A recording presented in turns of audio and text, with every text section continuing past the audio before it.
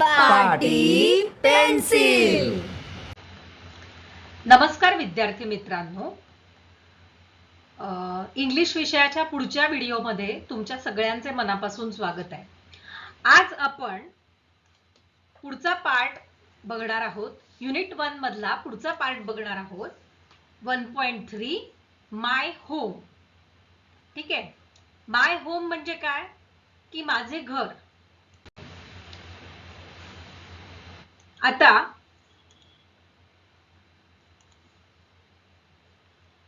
या गोष्टी तुम्ही कुठे बघितल्यात बरं? आपल्या घरामध्ये, सगळ्यांच्या घरामध्ये या गोष्टी असतात. आपल्या घरामध्ये फॅन असतो, आपल्या घरामध्ये टेबल असतं, आपल्या घरामध्ये ग्लास असतो. अशा पद्धतीने आपल्या घरामध्ये अशा बऱ्याच गोष्टी असतात ज्याचा आपण आपल्या दैनंदिन जीवनामध्ये वापर करत असतो. तर आज आपण बघणार आहे की आपल्या घरामध्ये आपण कोणकोणत्या गोष्टी वापरतो आणि त्या गोष्टींना इंग्लिशमध्ये काय काय म्हणतात. ठीक आहे. सो आपण बघणार आहोत चॅप्टर माय होम. चला बघा बरं, या चित्रामध्ये काय काय दिसतंय तुम्हाला? काय काय दिसतंय बरं? Okay, this is door. This is a door. Door म्हणजे काय? दरवाजा. दिस इज अ डोर. हे काय बरं? This is a chair. ही खुर्ची आहे. हे काय बरं? This is a television. ठीक आहे. टेलिव्हिजनला मराठीमध्ये दूरदर्शन म्हणतात, पण आपण लहानपणापासूनच त्याला टीव्ही म्हणत आलेलो आहेत. आपल्याकडे खूप प्रकारचे टीव्ही आहेत बरं. रिमोटने चालणारा टीव्ही, त्याच्यानंतर डिश टीव्ही. ठीक आहे. टीव्ही वरती काय काय बघता बरं तुम्ही? कार्टून बघता का? कार्टून बघता का? मॅच बघतात. बऱ्याच गोष्टी आपण टीव्ही वरती बघतो, बरोबर. So this is a television. तर तुम्ही त्याचा शॉर्ट फॉर्म पण लक्षात ठेवू शकता. This is a TV. हे काय बरं? This is a fan. हा काय आहे? पंखा.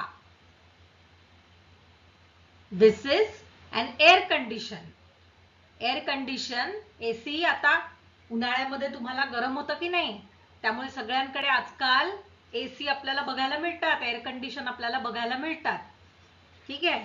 सो त्याचाही शॉर्ट फॉर्म तुम्ही लक्षात ठेवू शकता. This is air condition. This is a cupboard. म्हणजे काय? हे कपाट आहे. This is a vase. म्हणजे काय? ही फुलदाणी आहे. आकर्षक अशी फुलदाणी तुम्ही डेकोरेट करायला ठेवता ना हॉलमध्ये, त्याला म्हणतात इंग्लिशमध्ये व्हेस. दिस इज अ सोफा. हा सोफा आहे, बरोबर. दिस इज अ टेबल. हे टेबल आहे. आता टेबलला सुद्धा आपण लहानपणापासून आपल्याकडे इंग्लिश शब्दाचीच आपल्याला प्रॅक्टिस झालेली आहे, त्याच्यामुळे टेबल हाच शब्द लक्षात ठेवा तुम्ही. हे काय आहे? Table. This is a glass. हा काय आहे? ग्लास आहे. ग्लासला सुद्धा आपण लहानपणापासूनच जनरली ग्लासच म्हणतो. काही काही असे वर्ड्स आहेत इंग्लिश मधले जे लहानपणापासून इंग्लिश मध्येच वापरण्याची आपल्याला सवय झाली आहे. जसं आहे ग्लास आहे, टेबल आहे, एसी आहे, टीव्ही आहे. हे शब्द आपण इंग्रजीत वापरतो. दिस इज अ विंडो. ही काय आहे? खिडकी. ठीक आहे. आता या चित्रामध्ये कुठल्या कुठल्या गोष्टी दिलेल्या आहेत त्या आपण आधी बघितल्या, तर या तुम्हाला ओळखता येतात का? बघा बरं.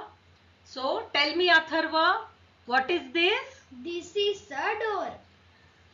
Tell me Atharva, what is this? This is a chair. What is this? This is a sofa. What is this? This is a vase. Okay. What is this? This is a clock.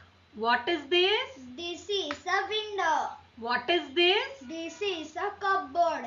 What is this? This is a television. Okay, very good. तर आता या सगळ्या गोष्टी तुम्हाला समजल्या असतील.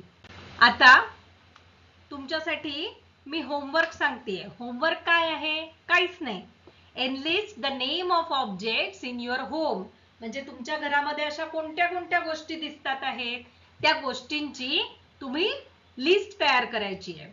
इंग्लिशमध्ये त्या गोष्टींना काय काय म्हणतात त्याची लिस्ट तुम्ही घरी तयार करायची आहे. शिवाय आपण ज्या गोष्टी शिकलेलो आहोत त्याची सुद्धा लिस्ट तुम्ही तुमच्या वहीमध्ये करायची आहे. त्यामुळे हे सगळे शब्द तुमचे पक्के होतील आणि परीक्षेला रिटन पेपरमध्ये किंवा ओरल मध्ये तुम्हाला चित्रावरनं त्या वस्तूचं स्पेलिंग किंवा त्या गोष्टीचं स्पेलिंग हे तुम्हाला व्यवस्थित पद्धतीने लिहिता आलं पाहिजे. त्यामुळे या गोष्टी व्यवस्थित पालकांनी सुद्धा विद्यार्थ्यांकडनं 3-3, 4-4 वेळा लिहून तयार करून घ्या. सो कळल्या ना तुम्हाला सगळ्या गोष्टी? अशा आणखी काही गोष्टी दिसत असतील त्यांची ही लिस्ट तुमच्या वहीमध्ये तुम्ही तयार करा. धन्यवाद मित्रांनो.